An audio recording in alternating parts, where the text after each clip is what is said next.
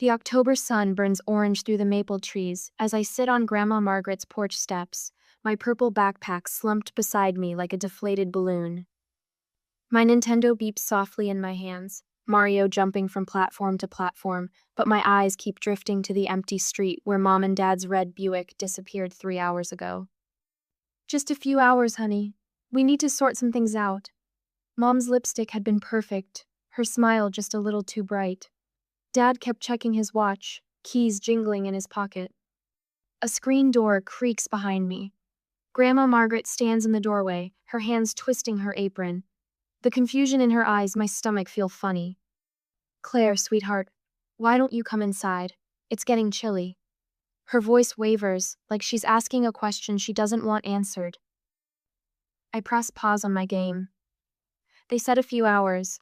The words come out smaller than I mean them to. Grandma's mouth tightens at the corners. She looks down the street, then back at me. Well, let's get you settled anyway. Come on now. Inside, the house smells like always. Coffee and cinnamon and old books. I dump my backpack on the kitchen floor. The zipper's broken, spilling out my favorite red hoodie and my only other pair of jeans. Is that all you brought? Grandma peers into the sagging backpack. I nod, picking at a loose thread on my sleeve. Mom said we'd go home soon. Grandma's face does something strange, like she's swallowing medicine. Let me fix up the storage room for you just in case. I trail behind her up the narrow stairs, each step creaking under our feet. The storage room smells musty, full of cardboard boxes and old picture frames. Grandma pulls sheets off a narrow bed wedged against the wall. They're yellow with age, spotted with little flowers that might have been pink once. We'll make it nice, she says, but her hands shake as she tucks in the corners. Night comes early in October. I sit by the window, watching headlights sweep past on the street below. Each pair makes my heart jump, but none of them slow down. None of them turn into our Buick. Time for bed, Claire. Grandma stands in the doorway, a toothbrush still in its package held out like a peace offering. We'll call them in the morning. I curl up under the scratchy sheets, still in my jeans and t-shirt. The bed feels wrong, too narrow, too high, too strange. Through the wall, I hear Grandma on the phone, her voice a low murmur. Allison, what's going on? You can't just... No, of course I'll keep her, but Douglas needs to. Allison? Something hot and wet slides down my cheek. I swipe it away, angry at the tears. They said a few hours. They promised. 3 days blur past. I wear the same jeans, wash my hoodie in the sink. Grandma makes pancakes every morning, her smile too bright, like Mom's was. Can I call them now? I ask each morning. They're probably busy, dear. Try to eat something. On the 4th day, I find Grandma's kitchen calendar. Little squares march across the page, filled with her neat handwriting. Doctor appointments, bridge club, church socials. I steal her pen and make my first mark, a tiny X in today's square. Tomorrow, I think. Tomorrow they'll come. The letter arrives on day 6. White envelope, Mom's loopy handwriting. Grandma's hands tremble as she opens it. We're sorting things out, she reads. We'll be back soon. Be good for Grandma. I study her face, searching for the truth she's not telling me. Her eyes stay fixed on the paper, reading words I can't see. I make my marks on the calendar each night, X after X after X. On day 10, Grandma drives me to Riverside Elementary. Just until things settle, she tells the principal. They talk in low voices while I sit outside the office, swinging my legs. The chair's too high, my feet don't touch the ground. My new teacher, Mrs. Anderson, smiles too much. And where did you move from, Claire? I didn't move. The words stick in my throat. My parents are traveling. For work. More X's on the calendar. More nights listening for a car that never comes. Thanksgiving arrives in a swirl of cooking smells. I help Grandma make stuffing, set the table with the good plates she keeps in a special cabinet. How many places, I ask, clutching the silverware. Grandma stares at the table for a long moment. Just us, Claire. Just us this year. I set 5 places anyway. Me, Grandma, Mom, Dad, an extra, just in case. Grandma touches my shoulder, gentle as a butterfly. Claire, honey. They might come. The forks clatter as my hands shake. They might. She doesn't argue. But later, when I'm supposed to be washing up, I see her remove the extra settings. 3 plates clink softly as she puts them away. At dinner, the empty chairs loom like giants. I push turkey around my plate, making paths through the mashed potatoes. Grandma chatters about her bridge club, her voice too loud in the quiet room. I can't stop staring at those empty chairs. Can't stop wondering if somewhere in some other dining room, Mom and Dad are sitting down to turkey and stuffing. If they're thinking about me. If they're coming back. If they ever meant to. The candles on my birthday cake cast shadows across the kitchen table. 10 pink flames dance in the January twilight while Grandma Margaret hums off key. Her voice wavers on the high notes of happy birthday, and I blow out the candles before she reaches the end. Did you make a wish, sweetheart? I nod, not meeting her eyes. The wish stays locked behind my teeth, the same one I've made every night since October. Please come back. The kitchen calendar hangs on the wall behind her, its squares marked with tiny X's that stretch back 87 days. I've counted them so many times the number burns in my brain like a brand. Your mother called earlier. Grandma's fingers twist her apron strings while you were at school. My heart jumps. What did she say? When are they? They're still sorting things out. Her voice carries the same careful tone she uses when talking to Mrs. Peterson next door about her dying roses. They send their love. The cake sits between us, store-bought chocolate with pink roses. Nothing like Mom's homemade vanilla with rainbow sprinkles. I push my plate away, the frosting untouched. That night, I learned to cook macaroni and cheese from the blue box while Grandma watches her evening shows. The chair creaks as she shifts, volume turned up loud enough to cover the sound of my sniffling over the stove.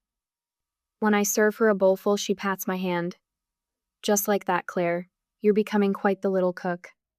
Winter melts into spring. The letters arrive less often now, their messages growing shorter. Missing you. Be good. Love, Mom and Dad. No return address. No phone number.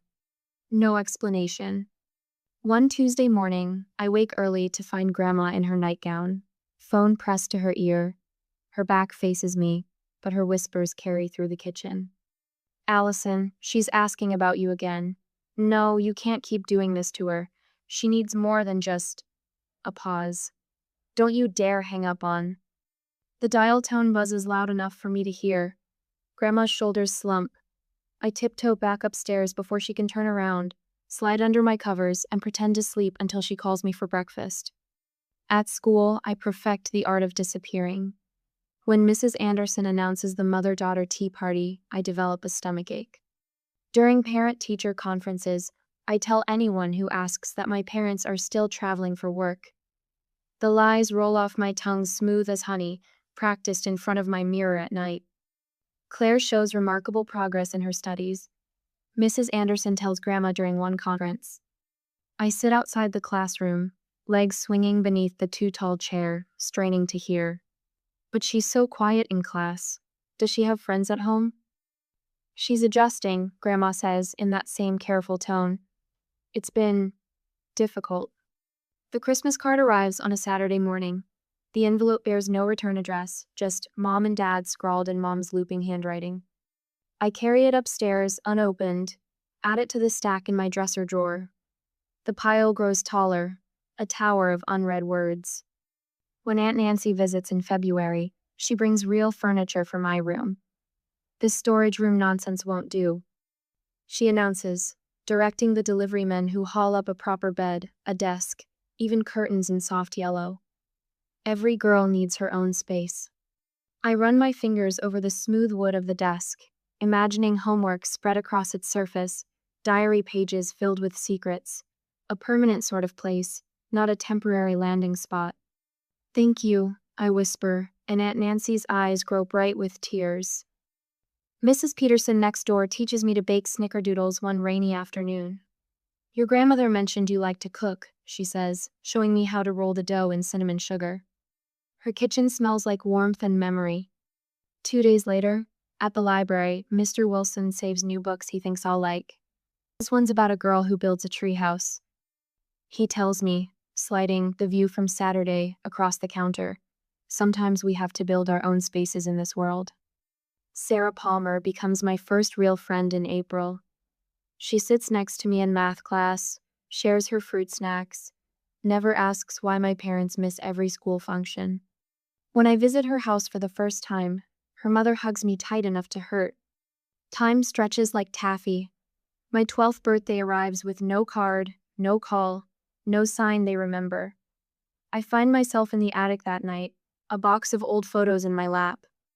Mom and Dad smile up at me from summer barbecues, Christmas mornings, moments frozen in paper and time. My fingers itch to tear them, to shred their faces into confetti.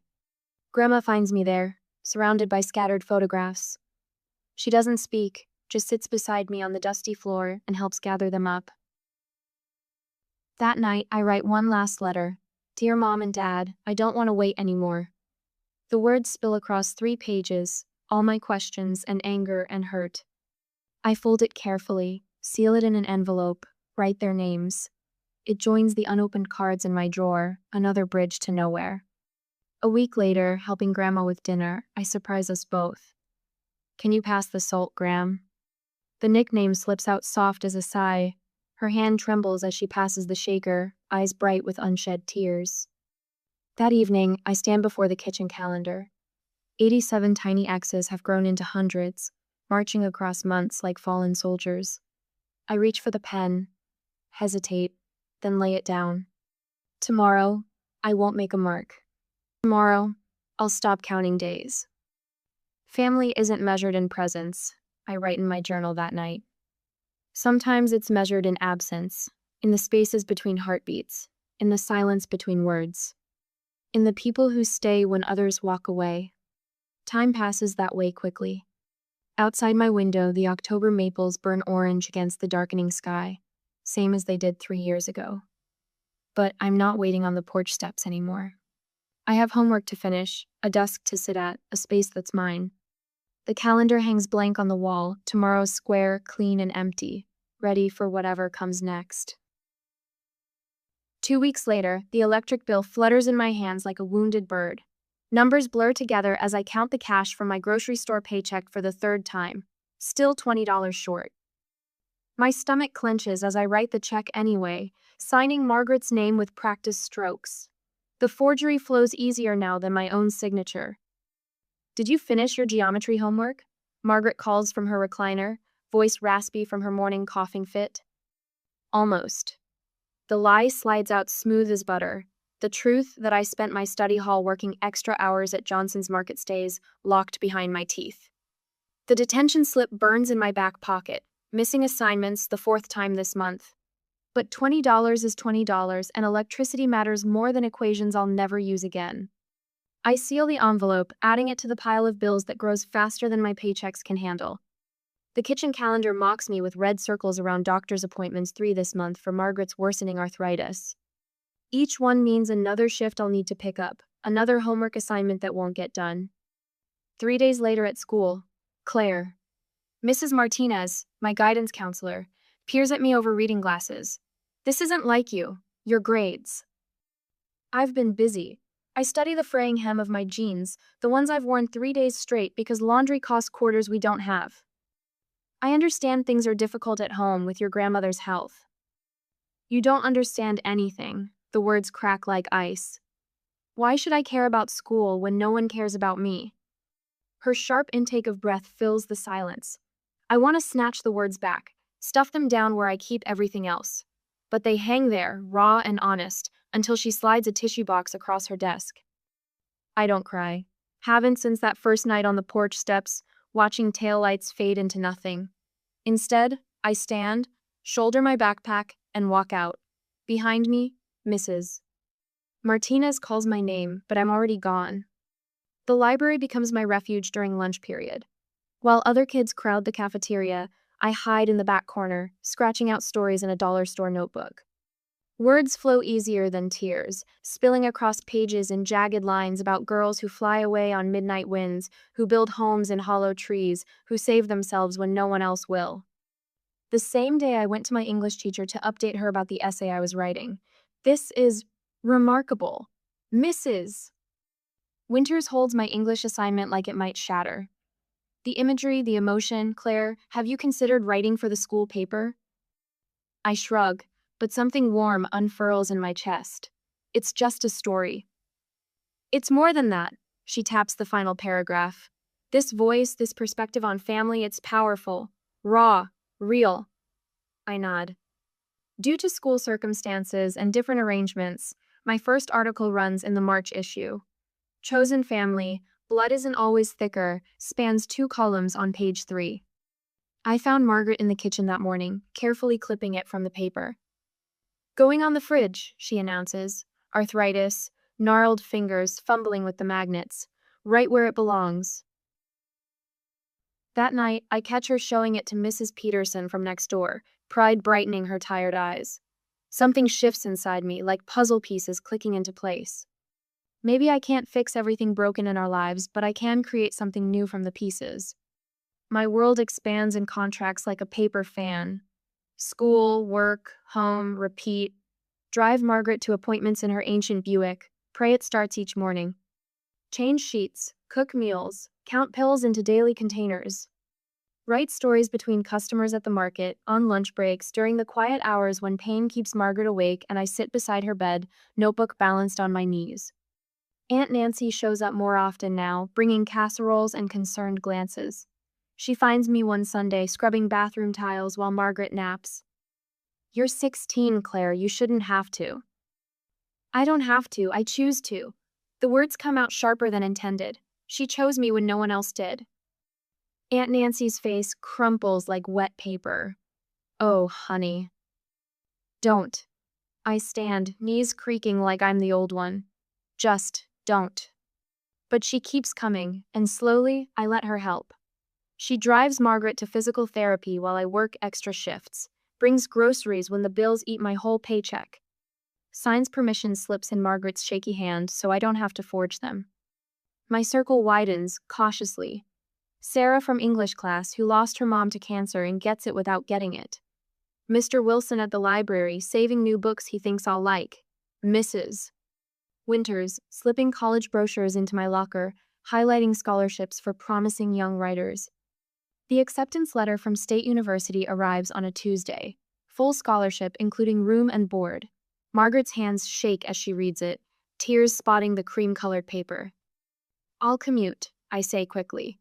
It's only 20 miles. I can take morning classes, be home by. No, Margaret's voice carries the weight of granite. You'll live on campus, join clubs, make friends. She grips my hand, her palm cool and papery against mine. Don't let them take any more from you.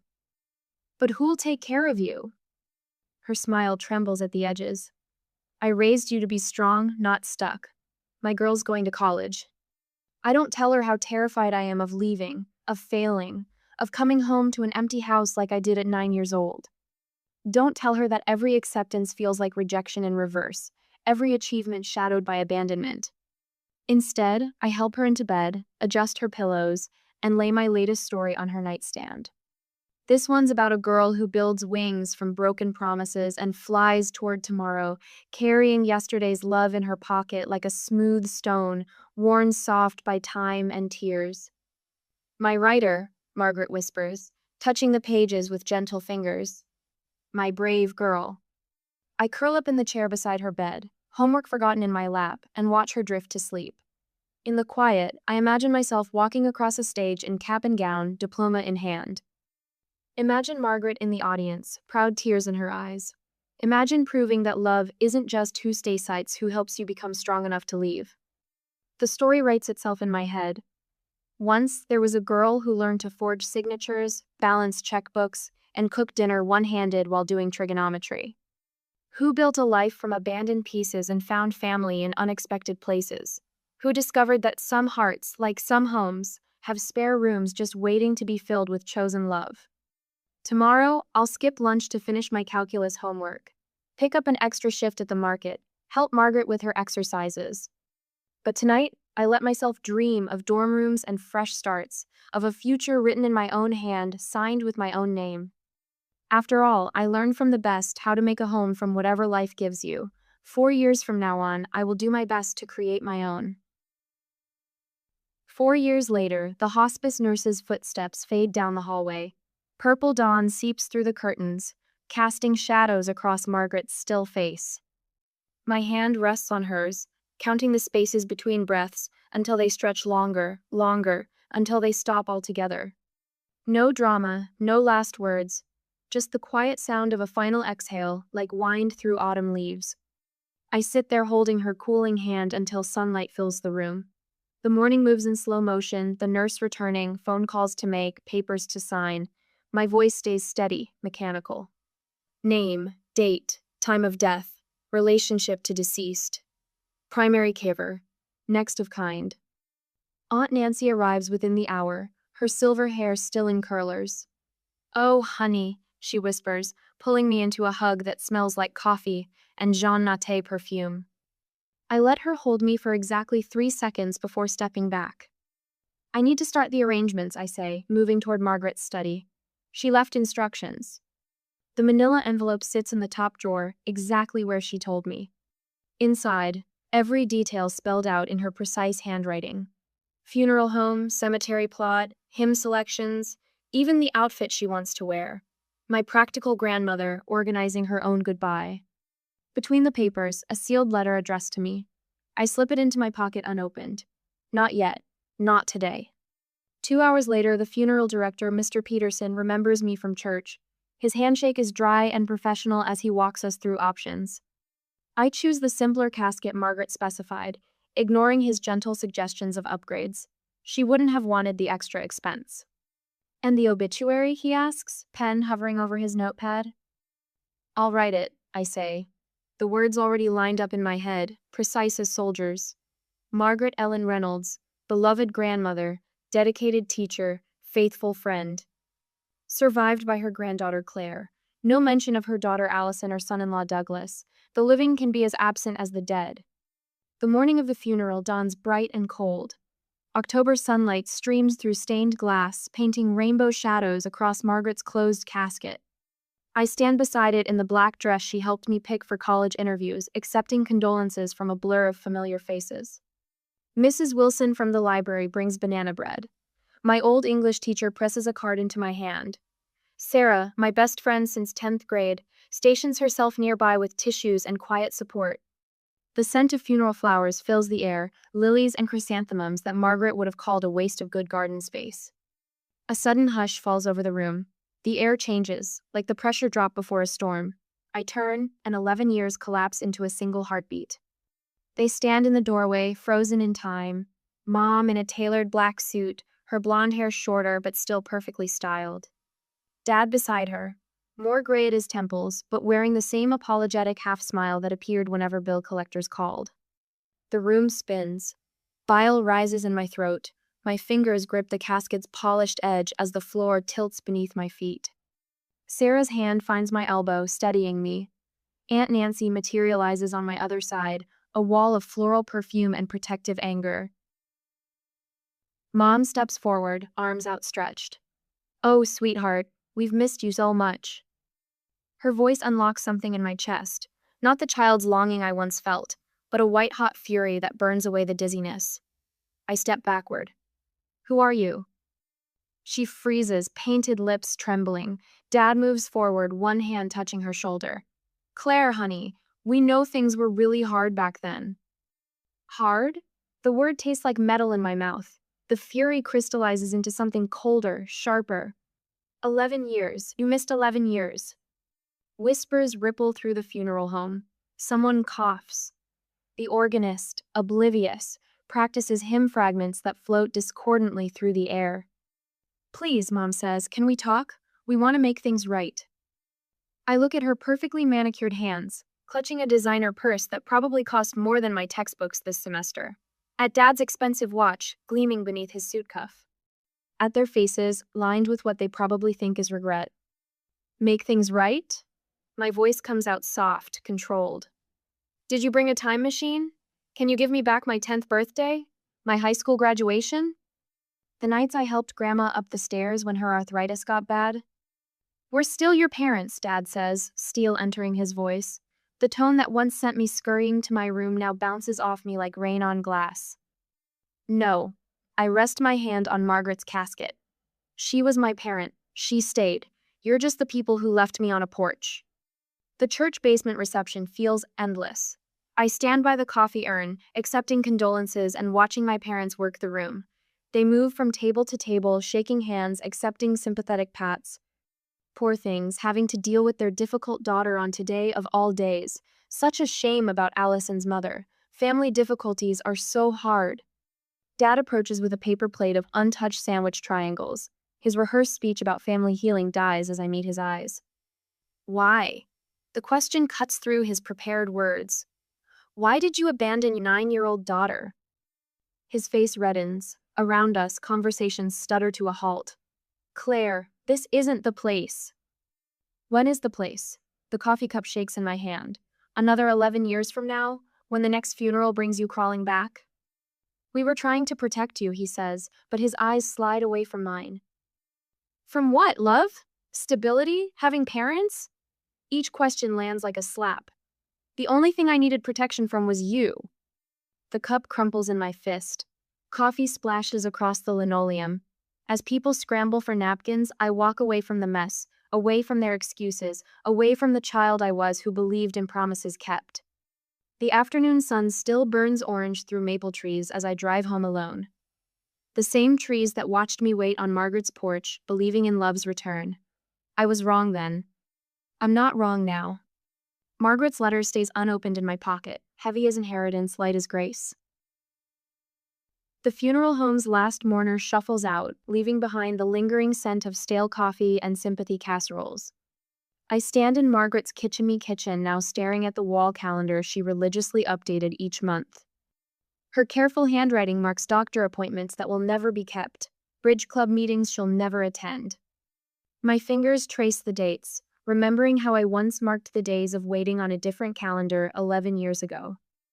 The irony stings.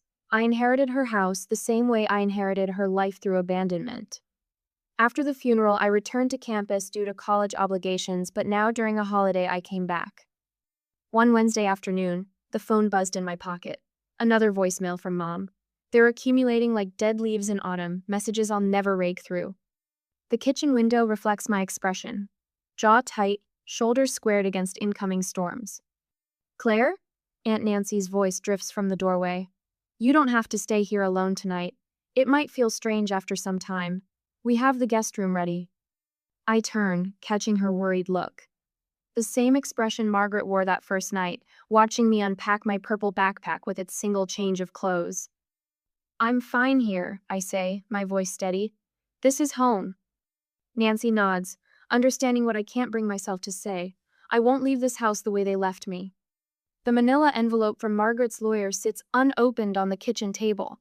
Inside, I find property deeds, bank statements, insurance policies, all meticulously organized. A note falls from between the pages, Margaret's handwriting shaky but determined. Claire, my dear one, I planned for this day so you would never have to depend on anyone who might leave. My throat closes. Even dying, she protected me. The doorbell rings 3 days later. Nobody's there, but a cream envelope lies on the welcome mat. Inside, photographs spill out like autumn leaves. My 4th birthday party, Christmas morning when I was 6, a summer picnic where Dad hoists me onto his shoulders. Happy moments weaponized into guilt-inducing missiles. I gather them up, noting Mom's looping handwriting on the back of each one. The dates stop abruptly at age 9. I drop them in the kitchen trash, watching coffee grounds obscure their smiling faces. My phone lights up with a text. We need to talk, please. Delete. Another envelope appears the next week. Then a business card slipped through the mail slot. Douglas Reynolds, financial advisor, family first. The irony would be funny if it didn't make me want to scream. Months pass. Autumn burns into winter. I focus on finishing my degree, writing for the local paper, slowly repainting Margaret's faded walls. The messages continue until one morning in March, My resolve cracks like spring ice. 1 hour. I tell Mom's latest voicemail. The Riverside Diner. That's all you get. That same day, they arrive early, of course. Through the diner's plate glass window, I watch them fidget at a booth. Mom looks older, her bottle blonde hair streaked with gray. Dad's shoulders stoop under his business suit. They've aged 14 years while I wasn't looking. The bell above the door announces my arrival. Mom half rises, arms outstretched, but I slide into the booth's opposite side. The vinyl squeaks beneath me, sounds too loud in the sudden silence. Claire. Mom's voice wobbles. You look so beautiful. I stare at the laminated menu, though I've memorized every item. Why are you here? We wanted. Dad clears his throat. Things were really rough back then. The gambling debts, your mother's depression, my drinking. We never meant to stay away so long, Mom jumps in. We just needed time to sort things out, get back on our feet. My coffee arrives. I wrap my hands around the mug, let the heat ground me. 14 years is a lot of sorting. We know we hurt you. Mom's eyes shimmer with tears. If you'd just let us explain. Did you ever think about what happened to me? The words emerge calm, controlled. Did you wonder about my birthdays, my graduations? The night I sat up with Margaret during her first heart attack, terrified she'd die and leave me too? We knew your grandmother would take care of you, Dad says. She was always so capable. She was 73. My voice could freeze mercury. I was 9. I learned to forge her signature on school forms because she couldn't see well enough to sign them. I cooked meals when her arthritis got bad. I grew up fast because I had to. Mom dissolves into tears. Not for me, I realize with startling clarity. For herself, for the guilt she carries, for the daughter she wants absolution from. I stand, my untouched coffee cooling on the table. Grandma died, that's the only reason you're here. Claire, wait. Dad's hand shoots out, grabs my arm. We're still your parents. I peel his fingers away one by one.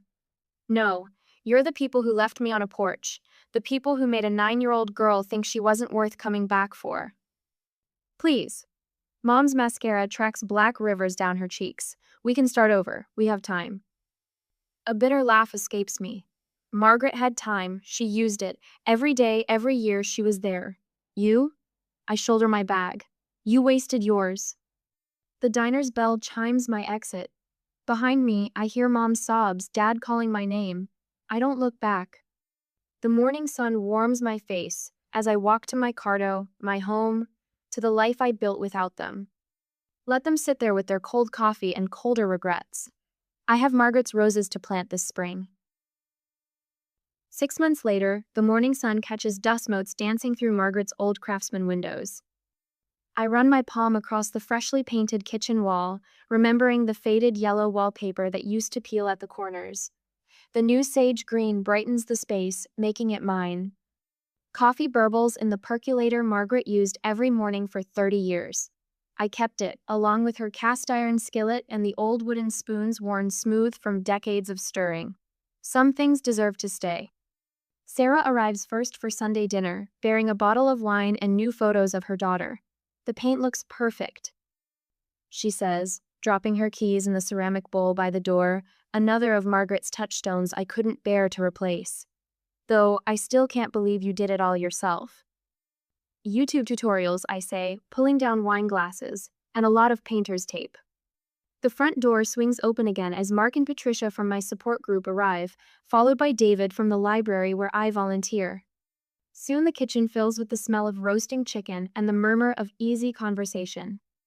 No one mentions the stack of unopened holiday cards on my desk upstairs, or the gathering where my father's accusations of selfishness echoed through Aunt Nancy's dining room. These people know my whole story. They've earned their place at this table. After dinner, while Sarah helps load the dishwasher, I slip upstairs to my writing desk. The evening light spills across the newly refinished oak surface, illuminating the framed photo of Margaret and me at my high school graduation. She's thin in the picture, already unwell, but her smile could power a city. My laptop holds the final draft of my essay about chosen family. The local paper wants to run it next Sunday. I touch the edge of Margaret's photo, remembering how she saved every scrap of my writing, even the angry poems I scribbled in middle school. Family isn't who leaves you. I type into the blank space beneath my title. It's who stays.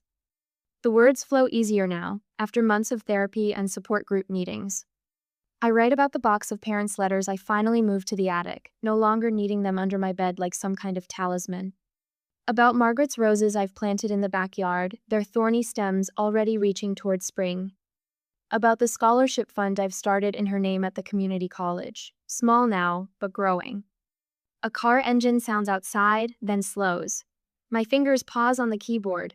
Through the window, I watch a familiar red Buick cruise past, brake lights flaring briefly before the car continues down the street. My parents, making another drive-by attempt at reconciliation. Time was, that sight would have sent me spiraling.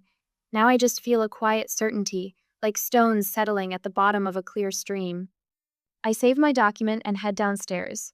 Sarah's teenage daughter Rachel sprawls on the porch steps, thumbs flying over her phone screen. She glances up as I settle beside her. Mom said this is where you used to wait, Rachel says. You know, when you were little. The autumn shadows stretch across the lawn, same as they did 14 years ago, but the little girl with the purple backpack and Nintendo is long gone. In her place sits a woman who finally understands that loving someone doesn't mean letting them hurt you over and over. Some doors need to stay closed, I tell Rachel, so new ones can open. She nods like she gets it, even though I know she doesn't fully understand. How could she? She has parents who came home every night, who showed up to every school play and soccer game, who stayed. Inside, laughter spills from the kitchen where my chosen family lingers over coffee and Sarah's homemade apple pie. The porch wood still creaks in the same spots. The maple trees still paint orange shadows on the sidewalk, but I'm not waiting anymore. I stand, brushing off my jeans. Come on, I say to Rachel, let's go in before they eat all the pie. She bounces up, phone forgotten. I take one last look at the empty street, then turn toward the warm light spilling from my doorway. My hand rests on the solid oak door frame as I step inside. The brass knob feels cool and certain against my palm as I pull it firmly closed behind me. Margaret taught me that forgiveness without accountability is just erasure. I don't hate them, my parents. I just finally understand that I don't need them either. Some lessons take 14 years to learn. Some doors take that long to close. But when they do, the sound is sweet as church bells on a clear morning. Final as a period at the end of a long sentence. Peaceful as the silence after. I let the deadbolt slide home with a quiet click. In the kitchen, Sarah's laugh mingles with Mark's bass rumble. David's telling that story about the library ghost again. The coffee maker gurgles its last notes. The house settles around me like a sigh, like coming home, like staying.